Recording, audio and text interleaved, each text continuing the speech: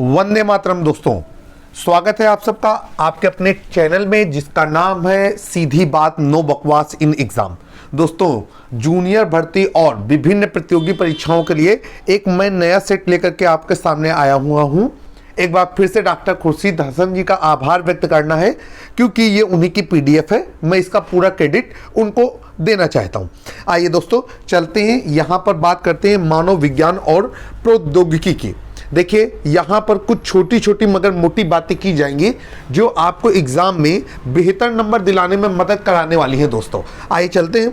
देखिए, क्वेश्चन तो यहाँ पर जो दिए गए हैं वो अलग अलग बेस से दिए गए हैं। जैसे कि पहला क्वेश्चन है तो उसमें कहा गया है कि हमको रिक्त स्थानों की पूर्ति करनी है, लेकिन ये भले ही रिक्त स्थानों की पूर्ति से संबंधित सवाल है, लेकिन हम देखें अगर तो यहाँ से हमें एक नंबर का बहुत ही महत्वपूर्ण क्वेश्चन मिलने वाला है।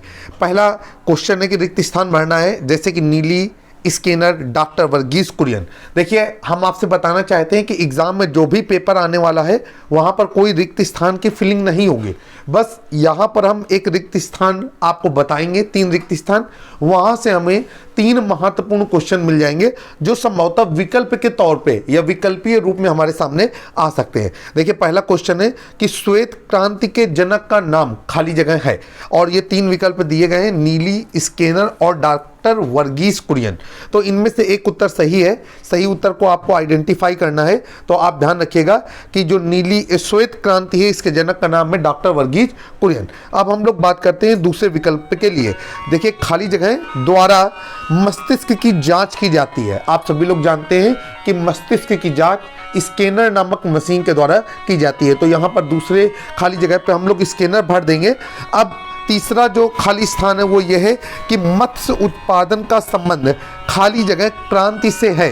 तो दोस्तों, मत्स्य उत्पादन अर्थात मछली का उत्पादन जो होता है वो हमारा नीली क्रांति के अंतर्गत आता है। तो तीसरे में नीली क्रांति भर दिया जाएगा।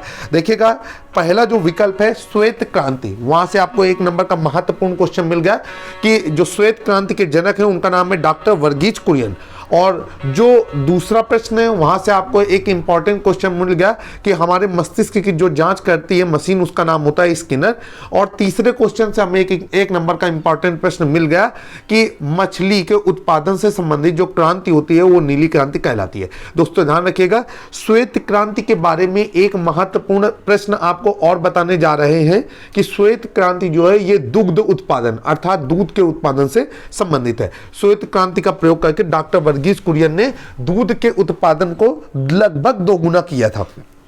अब दूसरा क्वेश्चन है, यहाँ पर सही मिलान करना है। फिर से आपको बताना चाहते हैं कि किसी कंपटीशन एग्जाम में सही मिलान करने नाम का कोई प्रश्न नहीं आने वाला है, लेकिन हम यहाँ पर खंड का को खंड खा से मिला लें अगर, तो एक नंबर का महत्वपूर्ण क्वेश्चन हमारे लिए तैयार हो जाएगा जो बहुत ही प्रतियोगी परीक्षाओं में, बहुत सारी प्रतियोगी परीक्षाओं में हमारी मदद करने वाला है। देखिए, खंड का में लिखा हुआ है कृत्रिम उपग्रह, श्वेत क्रांति, एलपीजी और अल्ट्रासाउंड। खंड खा में लिखा हुआ है ईंधन, दूरसंचार, अंगों की जांच और दूध उत्पादन। अब अगर हमको खंड ए में जो शब्दावली आई है या खंड बी में जो शब्दावली आई है उसकी सही जानकारी है तो हम बहुत आसानी से इस सवाल को, प्रश्न को कंप्लीट कर सकते हैं। देखिए, कृत्रिम उपग्रह, तो आप सभी लोग जानते हैं कि कृत्रिम उपग्रह जो है वो पृथ्वी की कक्षा में स्थापित किए जाते हैं जिससे हमें विभिन्न जानकारियों को कलेक्ट करने में मदद मिलती है। तो भाई, कृत्रिम उपग्रह दूर संचार से संबंधित है। तो कृत्रिम उपग्रह दूर संचार से संबंधित है, ये आपको जानकारी मिल गई। कभी अगर कोई कृत्रिम उपग्रह से संबंधित प्रश्न आया जहां पर दूर संचार की बात की जा रही होगी तो आप निश्चित ही दूर संचार को एक सही विकल्प के रूप में चयनित कर लीजिएगा। अब देखिए, श्वेत क्रांति, वही बात हुई कि अभी पहले प्रश्न में डॉक्टर वर्गीस कुरियन जी की बात की थी हमने।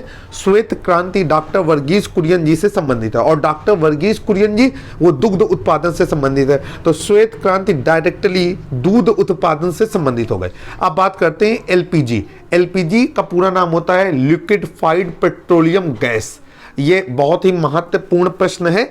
एलपीजी एक प्रकार का ईंधन है जिसकी सहायता से हम लोग घर के चूल्हे जलाते हैं और खाना बनाते हैं।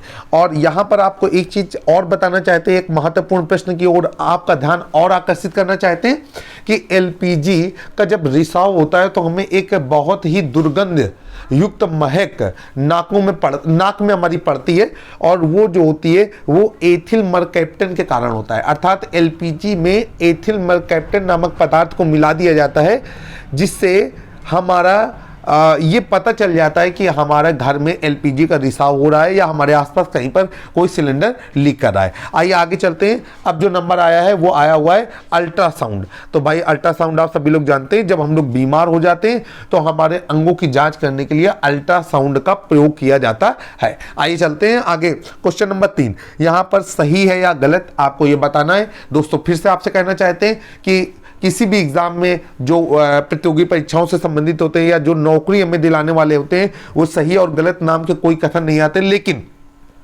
अगर हमें सही और गलत की जानकारी है तो हम एक नंबर के बहुत ही महत्वपूर्ण प्रश्न के करीब रहते हैं। जैसे कि क्वेश्चन आया है कि विज्ञान एवं प्रौद्योगिकी एक दूसरे पर आश्रित है। आपको बताना है कि यह कथन सही है या गलत। तो आप जानते होंगे, बचपन से आपने पढ़ा हुआ है कि विज्ञान और प्रौद्योगिकी एक दूसरे के विलोम कहलाते हैं, इसलिए ये एक दूसरे पर आश्रित है। देखिए, विज्ञान है तभी हम प्रौद्योगिकी डेवलप कर पाए हैं, और अगर प्रौद्योगिकी है तभी हम विज्ञान का सही उपयोग कर पाए, तो ये कथन सही है। अब दूसरा है कि टेलीफोन लाइन से जुड़ा नेटवर्क इंटरनेट कहलाता है। बिल्कुल डेफिनेटली आप इसे सत्य कर देंगे, सही कर देंगे, क्योंकि टेलीफोन लाइनों का जो जंजाल होता है, इसका जो नेटवर्क होता है, वही इंटरनेट को अग्रेसित करता है। मतलब इंटरनेट से जो हमें जानकारियां मिलती हैं वो टेलीफोन लाइन के माध्यम से ही मिलती है। भले ही आज इंटरनेट का स्वरूप बदल गया है, वो मोबाइल या एंड्रॉयड फोन के रूप में हमारे सामने आ गया है, लेकिन कहीं ना कहीं जहां इसका हब है, जहां इसका सेंटर है, वहां पर वो टेलीफोन लाइनों के रूप में एक दूसरे से कनेक्ट है। अब अगला प्रश्न जो है वह है कि पीली क्रांति का संबंध फसल उत्पादन से है। बिल्कुल सत्य है, आप इसको सही कर देंगे। जो हमारी पीली क्रांति होती है ये फसल उत्पादन से संबंधित होती है। एक नंबर का और महत्वपूर्ण प्रश्न हमसे ले लीजिए कि जो पीली क्रांति होती है ये हमारी तिलहन से संबंधित होती है। किससे संबंधित होती है? तिलहन से संबंधित होती है। तो इस तरीके से हमको ये पता चला जैसे ही कि पीली क्रांति तिलहन से संबंधित होती है, और हम जान गए कि तिलहन तो एक तरीके की फसल है, इसलिए पीली क्रांति का संबंध जो है वो फसल उत्पादन से हुआ। तो ये भी एक सही प्रश्न है। इस तरीके से आपने यहाँ पर जो सही और गलत की जांच करनी थी, इससे आपने 3 प्रश्नों की मदद से 4-5 प्रश्न तैयार किए। अब क्वेश्चन नंबर 4 है, कहा जा रहा है कि 3 भारतीय मिसाइलों के नाम लिखिए।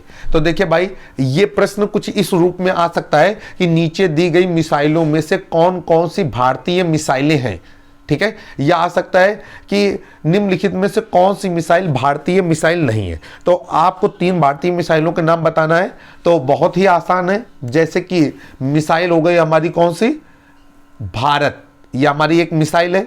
इसके अलावा नाग, ये भी हमारी एक मिसाइल है। इसके अलावा तिरंगा, ये भी हमारी एक मिसाइल है। और इसके अलावा एक मिसाइल और आपको बताते हैं, त्रिशूल। तो यहाँ पर 3 मिसाइलें पूछी गई थी, हमने आपको 4 मिसाइलें बताई हैं। तो आ सकता है कि निम्नलिखित में कौन सी मिसाइलें भारतीय हैं या कौन सी मिसाइल भारतीय नहीं है। आप बहुत ही आसानी से इसका जवाब दे पाएंगे।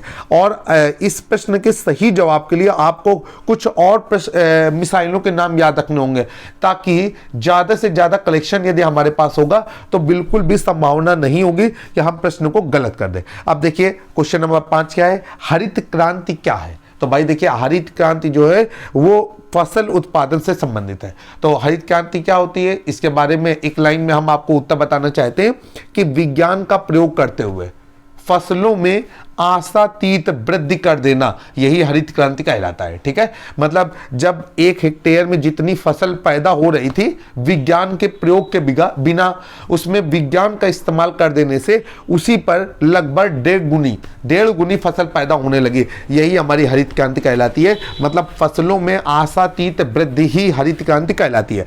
अब इसमें कई चीजें पार्टिसिपेट होती हैं, जैसे कि इसी में हमारे जो रसायन है छिड़काव किए जाते हैं, कीटनाशक हैं वो भी शामिल हैं, विभिन्न तरीके के कृषि यंत्र जैसे थ्रेसर हो गया या बीज गाड़ने वाली मशीन हो गई, सीड ड्रिल हो गई, ट्रैक्टर हो गया, हार्वेस्टर हो गया, एक से बढ़कर के एक जो मशीन है, वो सब हरित क्रांति को आगे बढ़ाने का काम कर रहे हैं। आशा है दोस्तों कि ये बेहतरीन पीडीएफ का रिव्यू आपको समझ में आया होगा। हम ये नहीं कहते कि हमारे पीडीएफ आपके एग्जाम निकाल देंगे, लेकिन हम ये जरूर कहते हैं कि यदि आपने पूरे ड्यूरेशन के दौरान हमारे पीडीएफ को देखा तो कई ढेर सारे एक एक नंबरों की आपकी मदद प्राप्त हो जाएगी। जल्द ही एक नए वीडियो में हमारी आपसे फिर से मुलाकात होगी।